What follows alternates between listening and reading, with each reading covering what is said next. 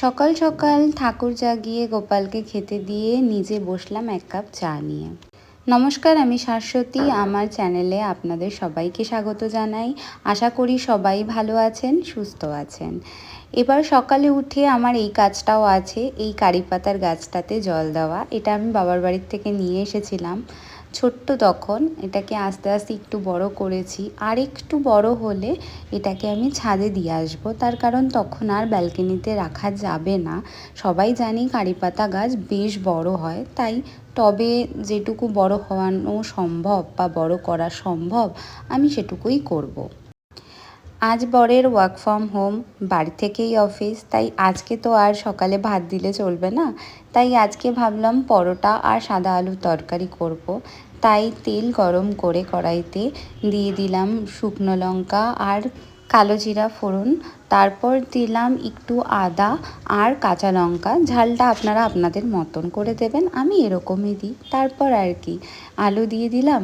আলু দেওয়ার পর কড়াইতে একটু ভাজা ভাজা করে নিলাম, কারণ একটু ভাজা না হলে আলুর মধ্যে যে কাঁচা গন্ধটা ওটা যায় না, তাই করে নিলাম। সাথে দিয়ে দিলাম একটু নুন, চিনি আর একটু জিরে গুঁড়ো আর একটু শুকনো লঙ্কা গুঁড়ো। শুকনো লঙ্কা গুঁড়ো না দিলেও হয়, আমি একটু দিলাম কারণ আমরা একটু ঝাল বেশি খাই তাই। তারপর আর কি কড়াইতে বেশ কিছুক্ষণ নাড়াচাড়া করে নিলাম।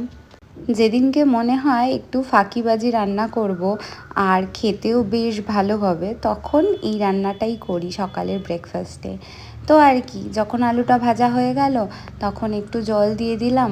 এবার জলটা ফুটতে শুরু করলে আমি ঢাকা দিয়ে দেবো আলুটা সেদ্ধ হওয়া পর্যন্ত। আমার মনে হলো আর একটু জল দেওয়া উচিত, তাই একটু জল দিলাম। এইটার সাথে পরোটা হোক বা লুচি, যেটাই বলবেন, খুব ভালো লাগে খেতে। আর বেশি মশলাও নেই, তাই সকাল সকাল বেশি মশলা খাওয়া তো খুব একটা ভালো না। তাই আর কি এবার ঢেকে দেবো। কিছুক্ষণ পর ঢাকা খুলে দেখতে হবে যে আলুটা সেদ্ধ হয়েছে কিনা। আমি দেখে বুঝলাম যে আলুটা সেদ্ধ হয়ে গেছে। এবার এটাকে নামানোর পালা। তবে হ্যাঁ, নামানোর আগে অনেকেই আছে ঘি আর গরম মশলা দেয়, তবে আমি ঘিই দেবো শুধু, গরম মশলা দেবো না। কারণ আমি চাইছি না সকালবেলা ওই গরম মশলার ব্যাপারটা থাকুক, সেই কারণে। আর আমি এটা এই গরম মশলা ছাড়াই খেতে ভালোবাসি।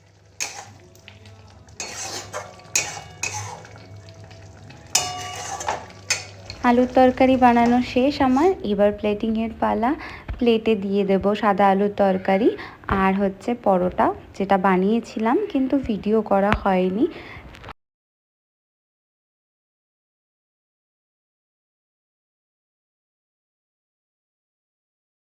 আমি মনে করি ব্রেকফাস্টের জন্য এইটুকুই যথেষ্ট।